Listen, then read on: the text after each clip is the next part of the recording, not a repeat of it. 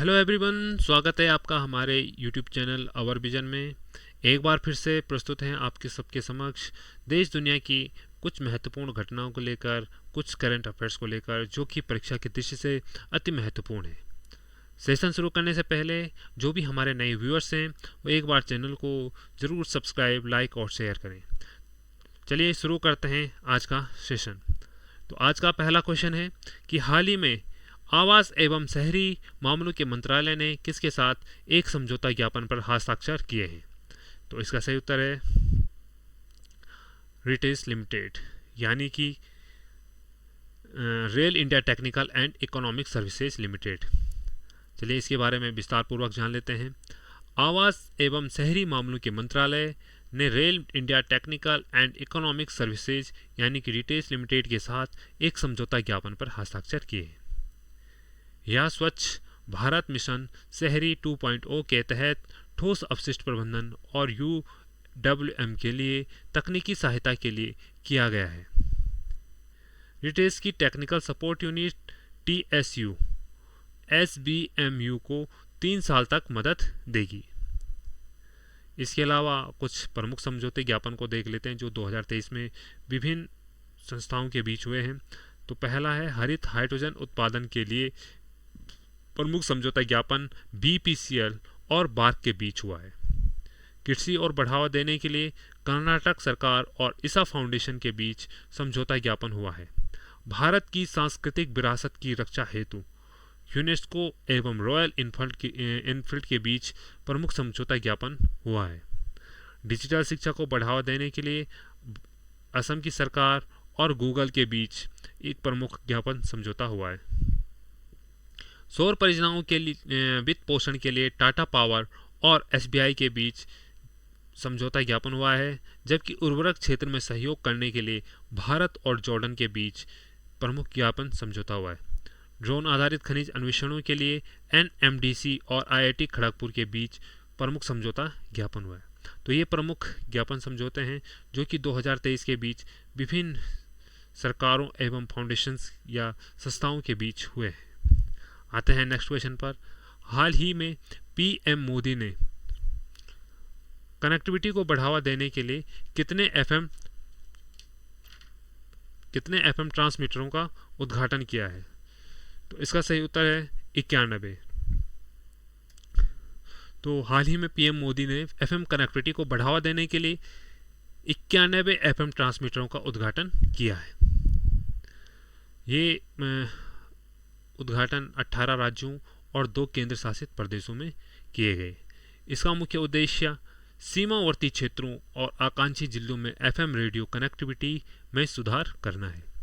Radio का यह विस्तार PM मोदी के रेडियो कार्यक्रम मन की बात के 100वें एपिसोड से पहले हुआ। अब आते हैं कुछ स्टैटिक्स GK पे, जिसमें हम कवर करेंगे सरकार द्वारा भारत में विभिन्न स्थानों के बदले गए नाम। तो इस्लाम नगर जो कि मध्य प्रदेश में स्थित है, इसका नाम बदलकर जगदीशपुर रख दिया गया है। मुगल गार्डन जो कि दिल्ली में स्थित है, इसका नाम बदलकर अमृत उद्यान रख दिया गया है। इसके अलावा जिम कॉर्बेट राष्ट्रीय उद्यान, इसको अब रामगंगा राष्ट्रीय उद्यान नाम दिया गया है। टाटा स्काई, इसको टाटा प्ले के नाम से जाना जाएगा। काकोरी कांड को काकोरी ट्रेन एक्शन के नाम से जाना जाएगा। राजपथ को कर्तव्य पथ के नाम से, दौलताबाद किला जो कि महाराष्ट्र में स्थित है, इसको देवगिरी किला के नाम से जाना जाएगा। जवाहरलाल नेहरू रोड जो कि सिक्किम में स्थित है, इसका नाम बदलकर नरेंद्र मोदी मार्ग रख दिया गया है। तो ये था परीक्षा से दृष्टि से महत्वपूर्ण स्टैटिक GK। आते हैं नेक्स्ट क्वेश्चन पर।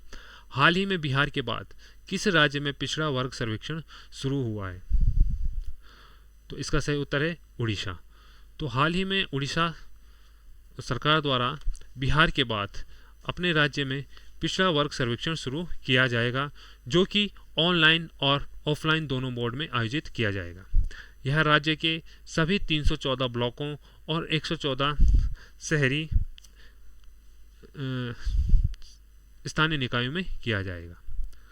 कुछ महत्वपूर्ण फैक्ट्स देख लेते हैं राष्ट्रीय पिछड़ा आयोग के बारे में, वर्ग के बारे में।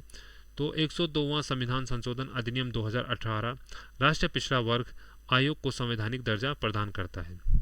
राष्ट्रीय पिछड़ा वर्ग आयोग के वर्तमान अध्यक्ष हंसराज गंगाराम अहीर हैं। कुछ और फैक्ट्स देख लेते हैं। राष्ट्रपति द्वारा अब तक 2 पिछड़ा वर्ग आयोग का गठन किया गया है। इसमें पहला है काका कालेकर आयोग, जिसकी स्थापना 29 जनवरी 1953 को हुई थी। इसकी अध्यक्षता काका कालेकर के द्वारा की गई थी। और दूसरा आयोग है मंडल आयोग, जिसकी अध्यक्षता बीपी मंडल द्वारा की गई और इसकी स्थापना 20 सितंबर 1978 को की गई थी। ठीक है, तो काका कालेकर आयोग द्वारा पूरे भारत में 2399 जातियों को पिछड़ी जाति के रूप में पहचाना गया था और सभी स्त्रियों को पिछड़ी जाति में रखने की सिफारिश भी की गई थी। इसके अलावा आयोग ने सरकारी नौकरियों में प्रथम श्रेणी में 25%, द्वितीय श्रेणी में 33% और तृतीय श्रेणी में 40% आरक्षण की सिफारिश भी की थी, लेकिन सरकार द्वारा इस आयोग की संस्थितियों को लागू नहीं किया गया। फिर मंडल आयोग की स्थापना होती है, जो कि तत्कालीन प्रधानमंत्री मोरारजी देसाई द्वारा बिहार के राजनीतिज्ञ बीपी मंडल की अध्यक्षता में 6 सदस्यीय पिछड़ी जाति आयोग का गठन किया गया था।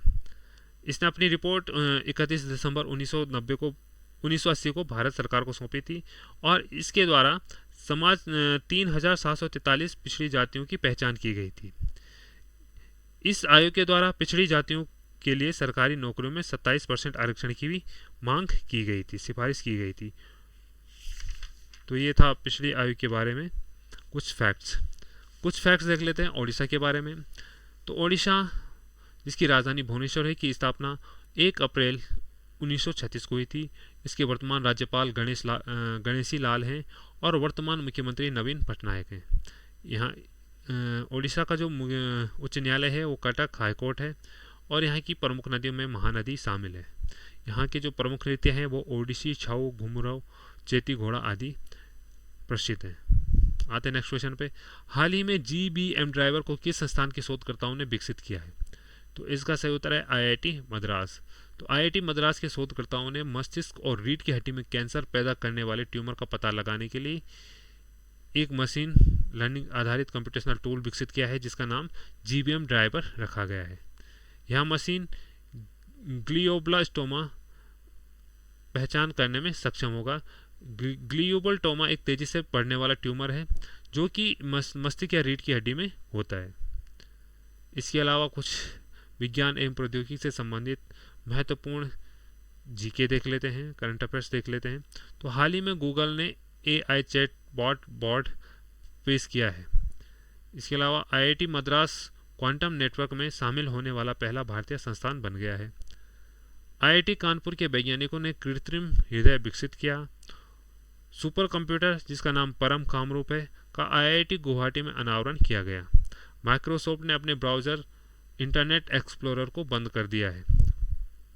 CDEC ने IIT रुड़की में परम गंगा सुपर कंप्यूटर स्थापित किया है। भारत का पहला यात्री ड्रोन वरुणा का अनावरण PM मोदी के द्वारा किया गया। तो भारत का जो पहला यात्री ड्रोन है उसका नाम क्या है? वो है वरुणा। आते हैं नेक्स्ट क्वेश्चन पर। तो हाल ही में विश्व प्रेस स्वतंत्रता दिवस कब मनाया गया? तो इसका सही उत्तर है 3 मई। तो 3 मई को प्रत्येक वर्ष विश्व प्रेस स्वतंत्रता दिवस के रूप में मनाया जाता है। क्यों मनाया जाता है इसके बारे में जान लेते हैं। स्वतंत्रता प्रेस के महत्व के बारे में समझ बढ़ाने के लिए प्रतिवर्ष 3 मई को विश्व प्रेस स्वतंत्रता दिवस के रूप में मनाया जाता है।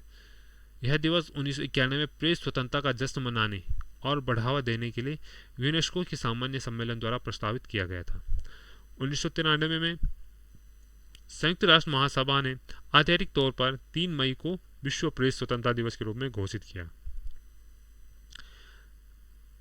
2023 में विश्व प्रेस स्वतंत्रता दिवस की जो थीम थी वो थी shaping a future of rights, freedom of expression as a driver for all other human rights. इसके अलावा मई में मनाए जाने वाले कुछ महत्वपूर्ण दिवसों के रूप में मनाया जाता है को देख लेते हैं। तो अंतर्राष्ट्रीय मजदूर दिवस जो कि मनाया जाता है 1 मई को। महाराष्ट्र दिवस 1 मई को मनाया जाता है। गुजरात दिवस 1 मई को मनाया जाता है।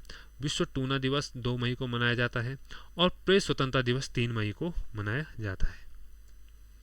नेक्स्ट क्वेश्चन है, हाल ही में विवाद से विश्वास IMSME को राहत किस मंत्रालय ने शुरू की? तो इसका सही उत्तर है वित्त मंत्रालय। तो व्यय विभाग वित्त मंत्रालय ने सूक्ष्म, लघु और मध्यम उद्यमों यानी कि MSME को कोविड-19 अवधि के लिए राहत प्रदान करने के लिए विवाद से विश्वास IMSME को राहत योजना शुरू की है। इस योजना की घोषणा केंद्रीय बजट 2023-24 में केंद्रीय वित्त मंत्री निर्मला सीतारमण ने की थी। यह योजना 17 अप्रैल 2023 से शुरू हुई थी और क्लेम जमा करने की आखिरी तिथि 30 जून 2023 रखी गई है। अब कुछ फैक्ट्स देख लेते हैं GST यानी कि गुड्स एवं सर्विस टैक्स के बारे में। तो भारत में GST 1 जुलाई 2017 को लागू हुआ, जिस वजह से प्रत्येक वर्ष 1 जुलाई को GST दिवस के रूप में मनाया जाता है। GST पंजीकरण संख्या में कुल डिजिटों की संख्या 15 है और GST की कुल भारत में 4 दरें निर्धारित की गई हैं, जिसमें कि 5% है, 12% है, 18% है और 28% है। इसमें अलग अलग स्लैब बनाए गए हैं, अलग अलग चीज़ों को इसमें रखा गया है और कुछ चीज़ों को इससे मुक्त भी रखा गया है। SGST का पूर्ण रूप है स्टेट गुड्स एवं सर्विस टैक्स। IGST का पूर्ण रूप है integrated goods and service tax. Next question पे आते हैं।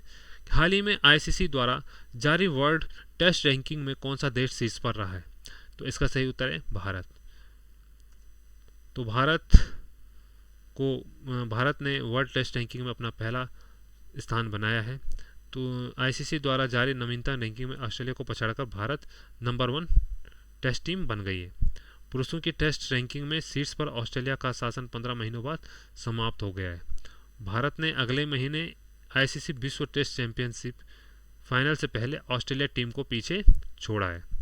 भारत इस समय 121 अंकों के साथ शीर्ष पर है, जबकि ऑस्ट्रेलिया 116 अंकों के साथ दूसरे स्थान पर है। अब कुछ जान लेते हैं ICC के बारे में। ICC यानी कि अंतर्राष्ट्रीय क्रिकेट परिषद। इसकी स्थापना 15 जून 1909 को हुई थी और इसका जो मुख्यालय है वो दुबई संयुक्त अरब अमीरात में है। इसके वर्तमान चेयरमैन ग्रेग बार्कले हैं और CEO जोफ एलार्डिस हैं। ICC की प्रथम स्वतंत्रता महिला निदेशक थी इंदिरा नुई। नेक्स्ट आते हैं क्वेश्चन पर। अंडमान और निकोबार थिएटर कमांड के लिए नए कमांड इन चीफ कौन नियुक्त हुए हैं? तो इसका सही उत्तर है एयर मार्शल साजू बाल कृष्णन। इसके बारे में विस्तारपूर्वक जान लेते हैं।